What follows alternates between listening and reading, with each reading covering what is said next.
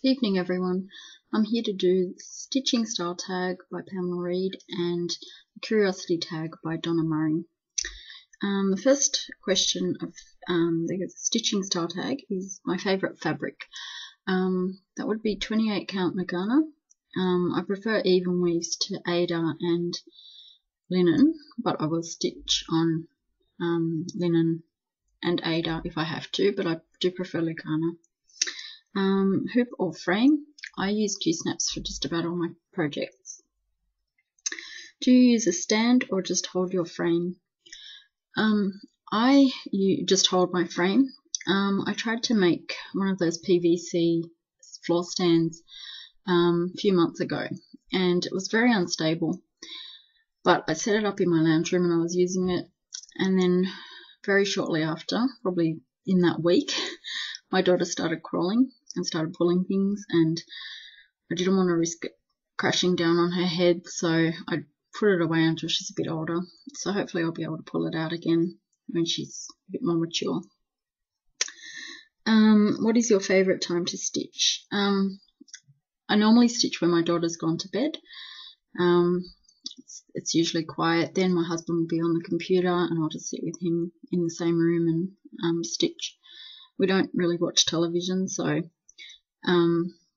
we do sometimes, but when she's asleep we try to keep the place pretty quiet. We live in a flat, so it gets pretty noisy as it is, and we just don't like to add to the noise, so it's nice and quiet when she's gone to sleep, and I know I won't be interrupted, so that's my favourite time. Do you use a printed paper copy of your chart or digital? I'll use both. It just depends on the project. I've noticed that for the Frosted Pumpkin Stitchery projects, I'm using digital format, and that's just because it's easier to see the charts. The Passione Ricamo, the charts are quite big. It's quite large. It's quite a large scale, so I can use the paper copy, and it's easy to mark off the paper copy. I've just recently started to try to use the digital format of the Passione Ricamo one, but when I went to mark off what I'd done, it's actually password protected, so that makes it quite hard. So yeah, I use either paper or digital. It just depends on the project. Are you a floss flicker? Yes, I don't use a needle, a threader. Do you hoard or buy supplies as needed? I don't hoard supplies, but I do collect charts and kits. What is your favourite floss? I don't know if I've got a favourite. I use DMC the most. I don't think it's because it's my favourite, it's just more readily available, I guess, and I'll use really whatever the chart calls for, but I think DMC would be the one I use the most. Are you a serial starter or do you have a whip at a time? Up until July last year I was a one whip at a time, and then I discovered floss tube, and ever since then I've been a serial starter. I've got about 8 or 9 whips on the go now. Do you have more FFOs or UFOs? I've got more finished objects than unfinished objects. They're not necessarily all fully finished objects, but I think they're probably as finished as they'll get. We'll leave it at that. Do you watch TV while stitching? Not normally. I might watch YouTube sometimes, but normally I just like to stitch in the quiet. Do you mostly stitch alone or do you ever get together with someone to stitch? I used to get together with a good friend, but ever since I've had my baby, it's a bit more unpredictable about when I can stitch. So although I still get together with this friend, we don't get together to stitch as much. So maybe when my baby's a little bit older, we'll do that again. But at the moment, I stitch not necessarily alone, but I don't stitch while someone else is stitching.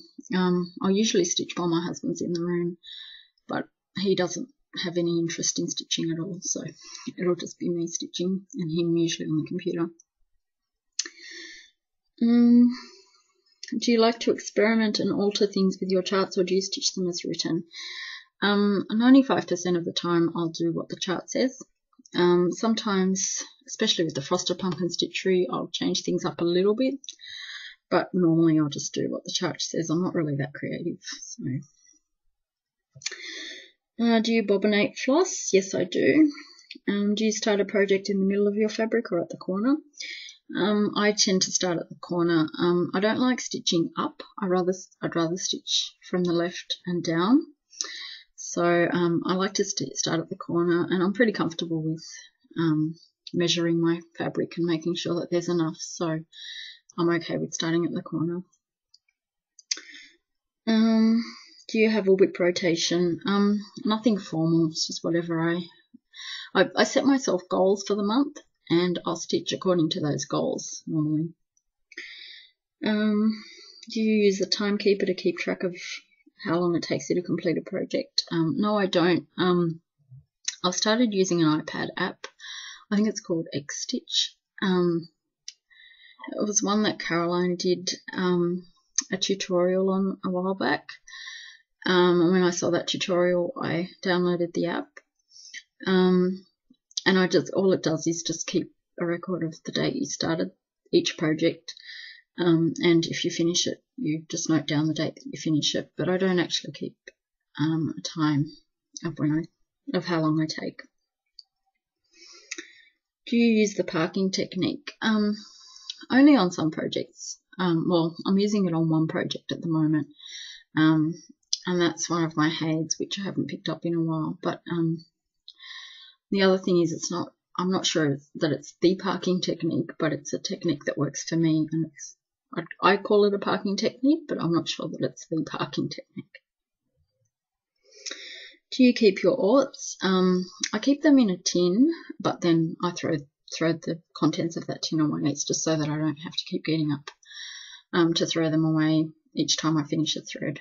So I keep them together, and then when the tin gets full, I throw that away. Do you like to have a snack or drink while stitching? No, I have a really strict rule that no food or drink comes near my projects because I'm too clumsy and I don't want to risk it getting all over my project. So that's Pam Reed's tag, and now I'll do Donna Murray's curiosity tag. So the first question is, how long have you stitched for? I think it's probably been about 25 years, and it's been on and off. So sometimes I'll just stitch for a few months and then stop for a year or so. But I've been pretty seriously stitching now since July last year and haven't stopped. I haven't yet lost my stitchy bug, so hopefully it'll stay with me for now.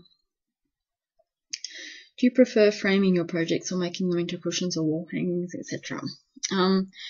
So far, if I have FFOs or fully finished objects, I'll frame them, and that's just buying frames from, a dollar shop or Kmart or whatever, and just making my own mat out of cardstock and just putting the fabric in there.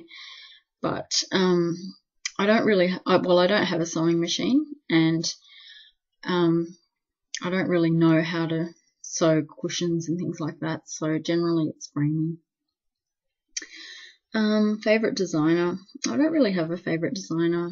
Sometimes I'll be in the mood to stitch a sampler, so I'll stitch whatever one I'm working on at the time, and sometimes I'll be in the mood to stitch something a bit bigger. So I've got my Mirabilia, which I haven't touched in a few months now, and at the moment I'm working on my Passione Ricamo, which is, although it's a beautiful design, I'm not really enjoying it, which I've mentioned before. But yeah, it just depends on what mood I'm in, really. What is the most you have paid for a design, fabric and floss? I haven't paid for it yet, but I have a chatelaine chart, and I've looked up on European Cross Stitch for the kit, and it will cost me about $300 if I decide to kit it up. So I don't know that I'm prepared to spend that much on one cross-stitch project. So yeah, we'll see if that ever happens. But that would probably be the most I would spend. How many hours have you stitched on for just one project in one day? I've probably done 8 hours in the past. Obviously not now that I have my little girl, but before she was born, if we had a quiet weekend or I was homesick for whatever reason, I'd happily stitch the whole day away. Have you got any FFOs where you have major mistakes in them but you wouldn't notice? I don't know if they're major mistakes, but I think all my projects have at least one mistake in them. If it's a mistake that I can get away with, I'll usually let it go. What is your favourite project you have finished and most proud of? That would be my Elegant Lady from Janelin. Sorry, Sophisticated Lady, I think it was called. It was by Janelin. I just love the colours in it, and it was probably the first major cross-stitch I'd ever done. And I think it also had special meaning because I went to so much trouble to get it. I ordered it from overseas, which back then was not really done. I actually went to a shop and they ordered it for me and imported it in, and yeah, it just had special meaning to me. If you lost your stitchy bug, what makes it come back? I'm a pretty crafty person, so I also do card making and scrapbooking. I also love to read. So if I lose my stitchy bug, I'll just move on to other crafts. But now that I've discovered FlossTube, I think that keeps me motivated. Seeing other people's projects come to life really motivates me to keep working on my projects. And also on Facebook, I've seen other people's work on there, and that keeps me motivated as well. So ever since I discovered Facebook groups with cross-stitch in them and FlossTube, I've been very motivated to keep stitching. So hopefully I won't lose my stitchy bug again. Do you have to make sure you finish a project, or can you just leave them for months at a time and do new starts? I can leave them for months at a time and do new starts. I've probably only really got one that I'll never go back to, or may never go back to, and that's just because it's got a really bad error in it, and that's my Tutankhamun project. It's got an error somewhere, and I really don't want to frog it all, and so yeah, I may never go back to that, but all the other ones I've got on the go, I do intend to finish at some point. Most hated type of stitch, that would probably be French knots. I'm not really, although I will do them, I try to substitute them for beads if I can, and often I'll just avoid a project that has them because I just really don't enjoy them. So, and backstitch, I don't enjoy backstitching, but I do love the effect that it gives. So that was Donna's tag, Donna Murray's curiosity tag. I just want to say the last couple of videos I've done have been cut short at the end. I'm really sorry about that. I've previously been using my iPad to record videos, and for some reason it was cutting my last few seconds off the video. So I'm now using my computer, and I'm hoping that it'll be okay. So fingers crossed. But what I wanted to say, and what I tried to say at the end of my last video, is a really big thank you to all my subscribers and watchers and people who comment. I really do appreciate each and every one of you.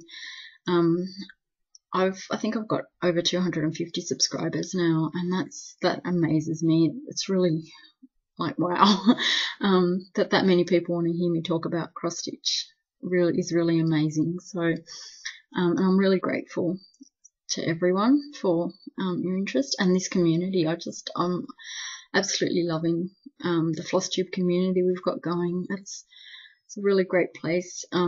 Everyone's so nice, and I think it really does motivate everyone to keep going with their projects. So yeah, I really just wanted to say thank you to everyone for watching, and I hope you like this video, and I hope to see you again at the end of June with my next WIP update. Thank you. Bye.